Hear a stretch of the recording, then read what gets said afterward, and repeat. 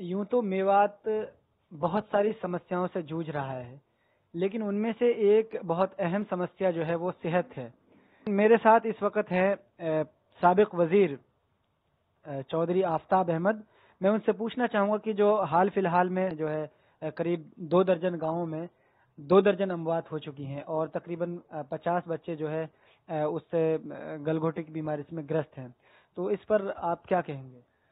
सबसे पहले मैं कहूंगा कि पिछले 4 सालों में जिस तरीके से हरियाणा में भारतीय जनता पार्टी की सरकार ने सेहत का जो ढांचा था, हरियाणा में इंफ्रास्ट्रक्चर था, उसको बहुत नुकसान पहुंचाया है। अब और जो गलघोंटू जैसी खतरनाक बीमारी ने 2 दर्जन मासूम बच्चों की जान ले ली, 50 से अधिक ग्रस्त है और अभी भी प्रशासन और खास तौर पे जो सेहत विभाग है उस पर कोई असर नहीं पड़ रहा और अब डेंगू की शिकायत आने लगी है। ये लोगों की सेहत के साथ खिलवाड़ किया जा रहा है और इनकी सरकार की जवाबदेही बनती है कि मेवात की जो पुरानी मांगे हैं, जिसमें मेवात यूनिवर्सिटी है, मेवात कैनाल है, मेवात रेल है, कोटला लेक है, इन सब चीजों के लिए भी एक टीम बनाई गई है जो पहले अभी अपना मेमोरेंडम और रेजुलेशन लेके हरियाणा सरकार और केंद्र सरकार से मिलेगी।